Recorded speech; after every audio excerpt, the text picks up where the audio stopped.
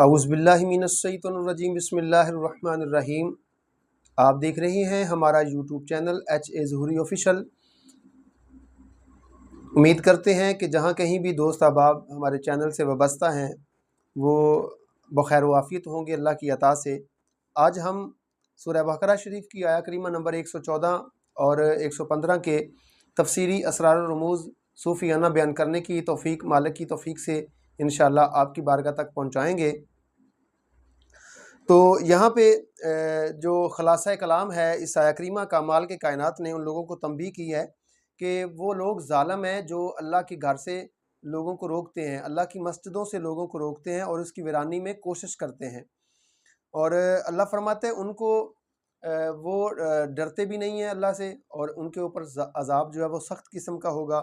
تو اس میں جو خلاصہ تفسیر ہے وہ کچھ یوں ہے کہ اللہ تعالیٰ نے فرمایا کہ اے مسلمانوں، تم ان کی کہاں تک شکایت کرو گے؟ یہ لوگ جو ہیں، یہ عیسائی یہودی جو ہیں، یہ اللہ تعالیٰ کی مساجد سے لوگوں کو، مسلمانوں کو روکتے ہیں، باوجود اس کے کہ وہ ان کے دین میں مسجدوں کی عزت بھی ہے، وہ لوگ سمجھتے ہیں، جانتے ہیں، سارا کچھ ان کو پتہ ہے، لیکن اس کے باوجود بھی وہ اپنے جوش اور تعصب میں اس کا بھی لحاظ نہیں کرتے، انہیں ویران کرنے میں لگے ہوئے ہیں، مساجد کو ویران کرنے میں لگے ہوئے ہیں۔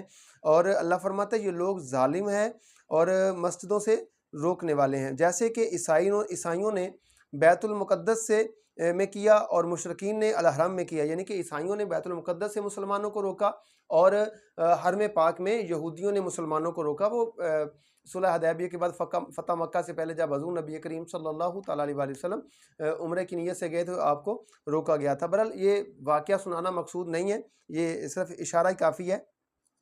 دوسرا یہ کہ کوئی تو چیز کا جو ہے وہ ان کے اندر جو تھا وہ غرور تھا، وہ غرور اور تکبر یہی تھا کہ ان کو اللہ کی مساجد سے روکا جائے، اللہ کے ذکر سے ان کو روکا جائے۔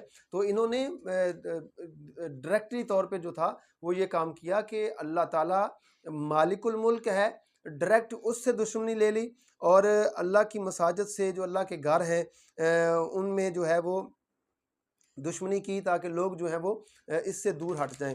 تو اس کا جو صوفیانہ اسرار و رموز ہیں وہ کچھ اس طرح بھی ہیں کہ ایک تو ظاہر مسجد ہے، جیسے لوگ اس میں جاتے ہیں اور لوگ ان میں سے روک کے جانے سے تو اللہ نے ان کو ظالم قرار دیا ہے، تو کسی کو بھی مسجد میں جانے سے نہیں روکنا چاہیے۔ اللہ تعالیٰ نے مساجد کی عزت جو ہے ہر ایک کے لیے برابر رکھی ہوئی ہے۔ دوسرا یہ صوفیہ فرماتے ہیں کہ مسلمانوں کے دل جو ہیں وہ اللہ کی مسجدیں ہیں، اور بڑا مبارک شخص وہ ہے کہ جو ان مسجدوں کو اس کے ذکر سے آباد رکھے، اور وہ ظالم ہے جو اس دل کو دنیاوی وسوسوں سے جو ہے وہ بھرپور کرے یا اس میں دنیاوی وسوسے ڈالے۔ تو مختلف قسم کی تمناؤں سے ان کے ویران کرنے کی کوشش جو کرے گا وہ بندہ ظالم ہوگا۔ لہٰذا نفس اور شیطان یہ دو بڑے ظالم ہیں، نہ نفس یہ چاہتا ہے کہ انسان اچھائی کی طرف آئے، اور نہ شیطان یہ چاہتا ہے کہ انسان جو ہے وہ اچھائی کی طرف آئے۔ تو یہ اللہ تعالیٰ کی جو تجلی گاہ رحمان ہے نا، قلوب جو انسان کے ہیں، تو اس کی جو مسجد جس کو قرار دیا گیا ہے قلوب کو، تو رب کے ذکر و فکر سے یہ روکتے ہیں۔ تو مگر یاد رہے کہ ایک وقت وہ بھی آئے گا جب اللہ تعالیٰ ان دلوں پر کسی شیخ کی برکت سے تجلی ڈالے گا۔ تو یہاں پہ جو بات سمجھانے کی وہ یہ ہے کہ جب انسان کا دل مسجد قرار دیا گیا تو پھر شیطان اور نفس یہ دو چیزیں جو ہیں وہ انسان کے نفس اور شیطان جو ہے انسان کے دل کے اوپر حاوی ہونے کی کوشش کرتے ہیں کہ ان سے روکا جائے۔ پھر جب انسان کسی شیخ کامل کی صحبت اختیار کرتا ہے نا، جب شیخ کامل کی تجلی اس کے اوپر پڑتی ہے، تو پھر یہ ہوتا ہے کہ ان چیزوں کا وہاں پہ داخلہ جو ہے وہ مشکل ہو جاتا ہے، نہ نفس وہاں پہ پہنچ سکتا ہے، نہ شیطان وہاں پہ پہنچ سکتا ہے، اور وہاں نہیں جاتے اور ڈرتے ہیں۔ ان کے لیے دنیا میں رسوائی ہے، اللہ فرماتا ہے، اور مغضوبیت ہے، اور آخرت میں رسوائی ان کے لیے ہے۔ بلکہ یہاں پہ حضرت علی المرتضیٰ رضی اللہ تعالیٰ عنہ ارشاد فرماتے ہیں کہ 3 باتیں تو وطن میں ضروری ہیں اور 3 چیزیں سفر میں لازم ہیں۔ آپ فرماتے ہیں وطن میں تلاوت قرآن پاک، مساجد کی آبادی یعنی کہ مسجدوں کو آباد کرنا، اور مسلمانوں سے محبت کرنا، یہ 3 چیزیں ہیں۔ یہاں پہ اس کا مختصر سا تعارف سماعت فرما لیں کہ وطن میں رہتے ہوئے تلاوت قرآن کرنا، قرآن مقدس سے محبت۔ حضرت علی المرتضیٰ رضی اللہ تعالیٰ عنہ کو میرے آقا علیہ الصلوۃ والسلام نے فرمایا علی قرآن پڑھا کر اور پڑھایا کر۔ عرض کیا حضور ملے گا کیا؟ میرے کریم آقا علیہ السلام نے فرمایا جب تو قرآن مقدس کی تلاوت کرے گا اور دوسروں کو سکھائے گا، جب تو دنیا سے چلا جائے گا تو پھر ہوگا یہ کہ فرشتے تیری قبر کی زیارت کو آیا کریں گے۔ اب یہاں پہ مختصر سا بات رک کے بات عرض کرتے ہیں کہ جب انسان فوت ہو جاتا ہے تو کتنا وہ دوسروں کے اوپر جو ہے وہ یقین رکھتا ہے، مان کرتا ہے، مگر وقت گزرنے کے ساتھ ساتھ بیوی کو خامد بھول جاتا ہے، خامد کو بیوی بھول جاتی ہے، بچوں کو باپ بھول جاتا ہے، باپ کو بچے بھول جاتے ہیں، دوست احباب ایک دوسرے کو بھول جاتے ہیں، دنیا کی لگن میں لگے رہتے ہیں۔ تو پھر ہوتا کیا ہے، آہستہ آہستہ اس کی قبر کا نشان بھی ختم ہو جاتا ہے۔ تو بظاہر تو نشان ختم ہو گیا، لیکن ہم نے اگر قرآن کی تلاوت کی ہوگی تو پھر فرشتے جو ہیں ہماری قبر کی زیارت کے لیے آئیں گے۔ تیری قبر جو ہے مرجع خلائق تو نہیں بن سکے گی، لیکن مرجع ملائک بن جائے گی۔ فرشتے جو ہیں پھر تیری قبر کی زیارت کے لیے آیا کریں گے۔ دوسرا یہ کہ مسجدوں کو آباد کرنا۔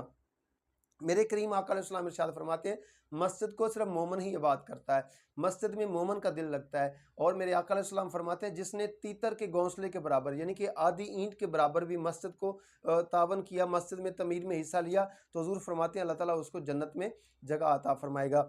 تیسرا یہ کہ مسلمانوں سے محبت کرنا۔ تو ہمیں یہ چیز جو ہے یہ اس کے اوپر تھوڑی سی غور کرنے کی بات ہے کہ مسلمانوں سے محبت کرنا۔ ہم ایک دوسرے کے دشمن بنے بیٹھے ہیں، جو چیزیں ہم نے دشمن کے لیے چلانی تھی وہ اپنوں کے لیے چلا رہے ہیں، جو اپنوں کے لیے استعمال کرنی تھی وہ دوسروں کی محبت کا دم بھر رہے ہیں۔ تو ہمیں ایک دوسرے سے محبت کا دم بھرنا چاہیے، مسلمانوں سے آپس میں محبت کرنی چاہیے۔ تمام مسلمان جو ہیں وہ ایک جسم کی مانند ہے کہ ایک اعضاء کو کسی عضو کو جو ہے نقصان پہنچتا ہے، تکلیف پہنچتی ہے، پھر سارا جسم بے چین ہو جاتا ہے۔ تو ایسے ہی ایک مسلمان کو نقصان پہنچے، تکلیف پہنچے تو سارے وجود کو جو ہے وہ تکلیف پہنچنی چاہیے، سارے قبیلے کو اس میں جو ہے وہ تکلیف محسوس کرنی چاہیے۔ اور دوسرے نمبر پہ آپ نے فرمایا کہ سفر میں خروج فراخی میں اخلاق کی درستگی اور ساتھیوں سے جائز خوش طبعی کرے۔ مسجدیں وطن ارواح ہیں، ارواح کا وطن ہے، تو وہ ظالم بہت بڑا ہے جو روحانی وطن کو برباد کرے۔ جیسے کہ ظاہری بدن جو ہے وہ انسان کا ظاہری وطن، جیسے ہم رہ رہے ہیں پاکستان میں رہ رہے ہیں، اس کے شہر ہیں، تو ایسے ہی ارواح کا بھی وطن ہوتا ہے۔ تو ارواح کا جو وطن ہے وہ دل ہے، دل میں اللہ کی یاد وابستہ ہے۔ تو یہاں پہ ایک نقطہ جو یہاں پہ فرمایا گیا ہے کہ فراخی میں اخلاق کی درستگی۔ جب کہ بندہ کے پاس معلومات نہیں ہوتا، بندے کے پاس کچھ سورسز نہیں ہوتے، اور پھر جب اس کو سورسز مل جاتے ہیں تو پھر اس کا تقیہ کلام بدل جاتا ہے، پھر اس میں اخلاقیات ختم ہو جاتی ہیں۔ وہ آپ فرماتے ہیں جب فراخی مل جائے تو پھر اپنے آپ کو اور جھکا لے، کیونکہ جب پھل کسی درخت کو لگتا ہے تو وہ شاخیں جھک جاتی ہیں۔ جب شاخیں جھک جائیں تو سمجھ لیں جس کو پھل لگا ہوا ہے تو پھر وہی قابل تعریف ہے نا۔ یہ تو نہیں کہ جو آپ اکڑے بھی رہیں اور پھل بھی لگے، ایسے نہیں ہو سکتا۔ تو پھل ہمیشہ جھکنے والی شاخوں کو لگتا ہے، جب پھل لگتا ہے تو پھر انسان جھک جاتا ہے۔ تو یہ بات یاد رکھیں، جب اللہ تعالیٰ آپ کو نوازے تو پھر ہونا یہ چاہیے کہ آپ کے اندر جھکاؤ پیدا ہو جائے، آپ کے اندر جو ہے پھر وہ خوش طبعی واقعہ ہو جائے۔ تو آج کا جو خلاصہ کلام ہے وہ یہ ہے کہ مساجد جو ہے وہ اللہ کا گھر ہے، ہر مذہب میں اس کی عزت ہے، تو اس میں اس کی آباد کاری کے لحاظ سے ہر بندے کو کاوش کرنی چاہیے۔ اور دوسرا یہ کہ جو انسان کا دل ہے یہ بھی اللہ کی یاد کے لیے مساجد ہیں، تو اس کو بھی آباد کرنا چاہیے۔ تو اس کو آباد کرنے کے لیے شیطان جو ہے، نفس جو ہے وہ مخالفت کرے گا، لیکن آپ کسی شیخ کامل کے پاس جا کے اس کے اوپر ایک تجلی ڈلوائیں، اس سے جو ہے اللہ تعالیٰ کی معرفت حاصل کریں، تاکہ ہمارا قلب اور ہمارا جسم جو ہے وہ بھی اللہ تعالیٰ کی بارگاہ میں جھکنے والا بنے۔ تو اس میں اللہ کی یاد وابستہ ہو۔ مزید ہماری ویڈیو دیکھنے کے لیے ہمارے چینل کو لائک کریں، سبسکرائب کریں۔ اللہ آپ کا حامی و ناصر ہو۔ اللہ حافظ۔